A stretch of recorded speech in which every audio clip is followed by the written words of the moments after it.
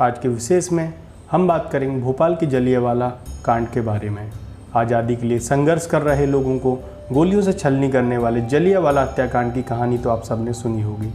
ठीक वैसे ही एक हत्याकांड भारत के आज़ाद होने के बाद भोपाल के पास नर्मदा तट पर हुआ था, जब तिरंगा फहराने जा रहे 6 युवकों को नवाब की सेना ने अपनी पुलिस से गोलियों से भुनवा दिया था। दरअसल 15 अगस्त 1947 को भारत तो आज़ाद हो गया था, लेकिन भोपाल रियासत उस समय भारत में शामिल नहीं हुई थी। यहाँ के लोग रियासत का भारत में विलय होने के लिए आंदोलन कर रहे थे। उसी से नाराज होकर नवाब ने यह कार्रवाई की थी। इस हत्याकांड के बाद ही नवाब की शासन की उल्टी गिनती शुरू हो गई थी। भोपाल के पास रायसेन जिले में नर्मदा तट पर बोरास गांव है। भोपाल में विलीनीकरण आंदोलन चल रहा था।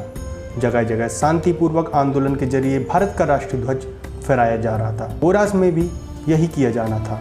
14 जनवरी 1949 को बोरास में मकर संक्रांति का मेला भरा हुआ था। इस मेले में तिरंगा फहराने का निर्णय लिया गया।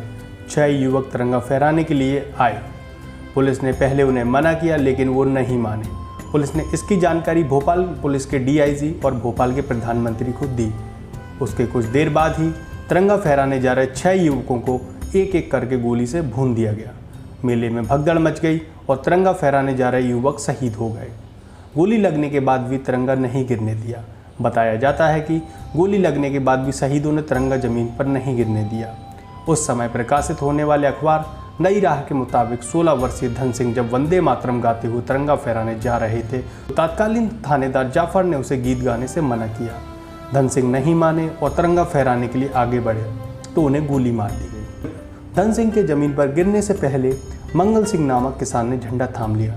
मंगल सिंह को गोली मारी गई तो युवक विशाल ने झंडा थाम लिया। विशाल को भी गोली मार दी गई। तिरंगा जमीन पर गिरने से पहले विशाल ने झंडे को अपनी जेब में रख लिया।